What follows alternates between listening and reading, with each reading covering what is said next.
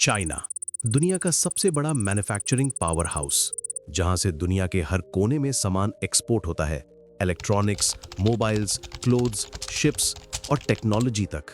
और आज के दौर में चाइना सिर्फ एक इकोनॉमिक पावर नहीं, बल्कि एक मिलिट्री पावर भी बन चुका है। एशिया में रशिया के बाद सबसे स्ट्रॉन्ग आर्मी होने का दावा करता है और इकोनॉमिक ग्रोथ के मामले में अमेरिका के बाद दुनिया की सेकेंड लार्जेस्ट इकोनॉमी है।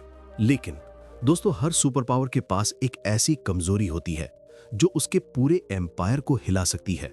और चाइना के लिए वो कमजोरी उसके अंदर नहीं, उसके चारों तरफ के पानी में छिपी हुई है। चाइना के जितने भी पड़ोसी देश हैं, वियतनाम, जापान, फिलीपींस, मलेशिया और इंडिया, सबके साथ इसके रिश्ते टेंशन से भरे हुए हैं।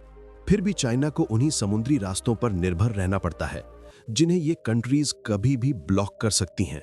जी हाँ दोस्तों, चाइना का 80% क्रूड ऑयल और 60-70% एक्सपोर्ट्स एक ही मैरीटाइम रूट से गुजरते हैं, साउथ चाइना सी के थ्रू, और फिर मलक्का स्ट्रेट से होकर चाइना तक पहुंचते हैं। यही वो चोक पॉइंट है जिसे एक्सपर्ट्स मलक्का डायलेमा कहते हैं।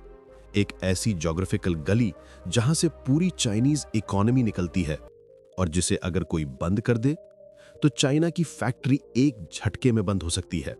सोचिए, अगर किसी जियोपॉलिटिकल कॉन्फ्लिक्ट में ये सी रूट्स ब्लॉक हो जाएं, तो ना सिर्फ चाइना का ऑयल रुक जाएगा, बल्कि उसकी पूरी सप्लाई चेन कोलैप्स हो जाएगी। और इसी वजह से चाइना दुनिया भर में अपना नेवल बेस नेटवर्क बनाता जा रहा है।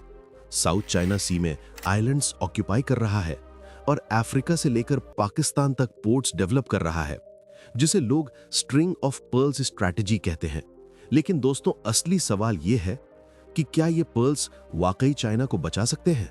जवाब है नहीं, क्योंकि जितने भी पोर्ट्स चाइना ने डेवलप किए हैं वो या तो डेट में डूबे हुए देश हैं या अनस्टेबल गवर्नमेंट्स जहां पॉलिटिकल रिस्क बहुत हाई है। चाइना ने सोचा कि सी रूट से डिपेंडेंसी कम करनी है, तो उसने एक नया रूट बनाया, CPEC, China Pakistan economic corridor. योजना थी कि गवाडर पोर्ट से सीधा चाइना के जिंजियांग तक ऑयल और गुड्स लाएंगे।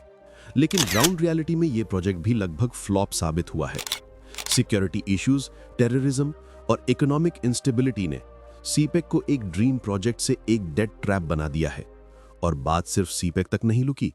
चाइना ने बेल्ट एंड रोड इनिशिएटिव यानी कि BRI भी लॉन्च किया, जहां उसने 60 से ज्यादा देशों में इंफ्रास्ट्रक्चर इन्वेस्ट किया ताकि अपना ट्रेड सिक्योर कर सके।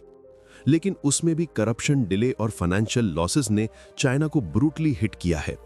अब मान लीजिए, अगर फ्यूचर में इंडिया और चाइना के बीच कोई मिलिट्री कॉन्फ्लिक्ट होता है, तो ज्योग्राफी खुद इंडिया के साइड में खड़ी है। Indian navy easily Malacca strait और अंडमान एंड निकोबार रीजन से चाइनीज ट्रेड को रोक सकती है। एक ब्लॉकेड और चाइना की मैन्युफैक्चरिंग मशीन रुक जाएगी। यही कारण है कि एक्सपर्ट्स कहते हैं, no matter how advanced your technology is, geography always wins. और चाइना के केस में ज्योग्राफी ही उसकी सबसे बड़ी बंदिश है। तो दोस्तों, चाइना दुनिया को सप्लाई करता है, लेकिन अपनी सर्वाइवल के लिए डिपेंड करता है उन्हीं समुद्रों पर जो उसके कंट्रोल में नहीं है। एक तरह से चाइना दुनिया का फैक्ट्री तो बन गया है, लेकिन उस फैक्ट्री के गेट की चाबी ज्योग्राफी के हाथ में है। और जब तक चाइना अपने एनर्जी और ट्रेड के रूट्स डाइवर्सिफाई नहीं करता, तब तक ये सुपर पावर होने के बावजूद ज्योग्राफी के आगे कमजोर ही रहेगा।